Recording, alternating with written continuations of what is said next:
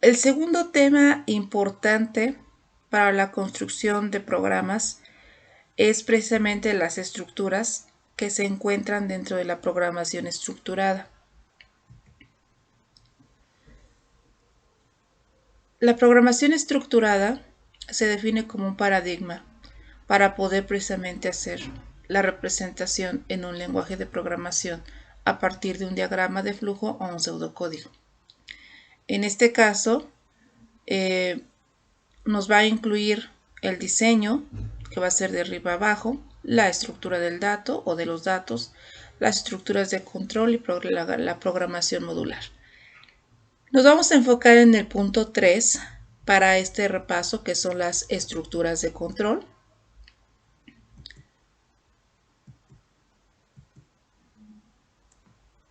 Vamos a iniciar entonces a trabajar con estas estructuras. ¿Qué es y para qué sirven? Una estructura de control me permite llevar un orden y organización de cada una de las instrucciones dentro de un proceso para poder solucionarlo en C, en Java, en C++, en cualquier lenguaje de programación. Tiene una clasificación muy ordenada, que son 3: la secuencial, la selectiva y la iterativa. Dentro de las secuenciales, la más sencilla, que solamente es de arriba hacia abajo, son procesos guiados en una lista.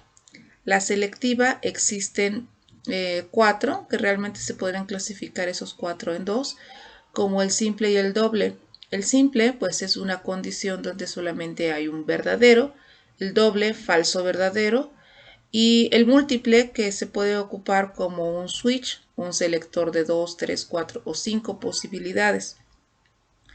Mientras que la estructura iterativa vamos a tener el que se le denomina mientras ocurra una condición, este se va a seguir realizando, el para una condición y el que repite en el número de veces. Veamos la primera, la más sencilla y básica, que es una estructura de control secuencial. Como les decía, esta va en un orden básico como de lista. Se inicia el programa, se hace la acción 1, pueden ser pedir datos, acción 2, hacer operaciones, acción 3, mostrar este resultado y terminamos con la ejecución. Mientras que la estructura de control selectiva vamos a tener una condición. Existe, como les decía, 2, que es la simple, que solamente se va a la parte verdadera. Y existe la doble, que dice si la condición no se cumple, pues tenemos una parte falsa. Por ejemplo, ¿es mayor de edad? Bueno, si una persona introduce su edad y esta, por ejemplo, es 15 y dice es mayor a 18, pues nos va a ir a la parte falsa. Si ahora introducen la edad y es 21, pues entonces va a preguntar ¿es mayor a 18? Se va a ir a la parte verdadera.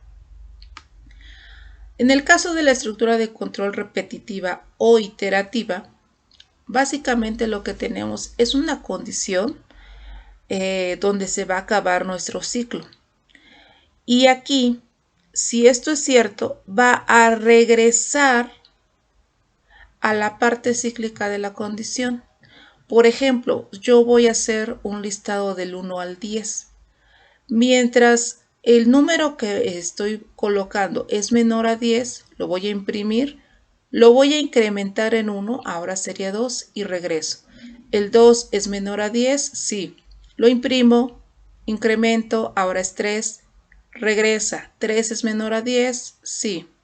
Entonces imprimo el 3, incremento. Y así se hace un ciclo precisamente hasta que cuando imprimo el 9, incremento a 10 y 10 es menor a 10, no. Entonces se sale y mientras tanto ya imprimí una secuencia del 1 al 9, importante, porque el 10 no fue menor a 10. Y básicamente así funciona la estructura repetitiva.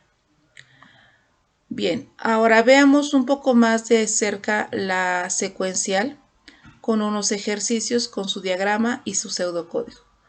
En este caso nosotros vamos a tener una instrucción 1, 2, 3, como les decía, y en el pseudocódigo se ve de esta manera: inicio, instrucción 1, 2, 3. Los verbos que pueden acompañar al pseudocódigo es leer, calcular, imprimir, dependiendo de la acción que haga. Por ejemplo, la suma de dos números. Aquí vamos a tener inicio, número 1, número 2, hacemos la operación y la impresión. Y aquí viene la parte de los verbos. Inicia, declaramos los dos valores, número 1, número 2 y donde vamos a guardar el resultado. Vamos a imprimir un mensaje que dice dame el primer número y leemos este número en esta sección. Imprimimos otro mensaje que va a ser dame el segundo, leemos ese segundo, realizamos el cálculo e imprimimos la suma. Entonces el diagrama va acompañado de su pseudocódigo para poder ejemplificarlo.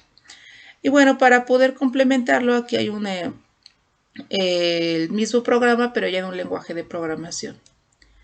En el caso de la estructura selectiva, como les decía, puede ser simple, puede ser compuesta. Podemos tener una o dos condiciones e inclusive múltiples condiciones. Veamos la simple. La simple no es más que una condición que se va al lado verdadero. Si nosotros cumplimos esa condición, por ejemplo, una pregunta es igual a 0, si es igual a 0 se va a la instrucción 1, si no, simplemente se va al final. En el caso de la estructura doble, pues ya les había comentado que tiene dos casos, falso verdadero, que se representa de esta manera en un pseudocódigo. Dice si, acá viene la condición, si por ejemplo lo que les decía del mayor de edad, si la edad es mayor a 18, entonces va a imprimir algo y si no, va a imprimir otra cosa. Tenemos, por ejemplo, la estructura de control múltiple, donde puede haber muchos casos. ¿Cuál es esta posibilidad? Donde tenemos, por ejemplo, opciones. ¿Qué quieres hacer? Suma, resta, multiplicación o división. Son 4 diferentes operaciones. ¿Quieres la suma? Se hace un proceso. ¿Quieres la resta? Otro. Multiplicación o la división. Y entonces cada una tiene un flujo de datos y de operaciones diferentes. Aquí no se restringe a falso verdadero, sino a n número de posibilidades, que se les denominan como los casos. En el pseudocódigo tenemos caso, por ejemplo, 1, su instrucción, caso 2, sus instrucciones, y así para hasta el caso n y su conjunto de instrucciones. Con esto concluimos la segunda parte, que corresponde a las estructuras de control.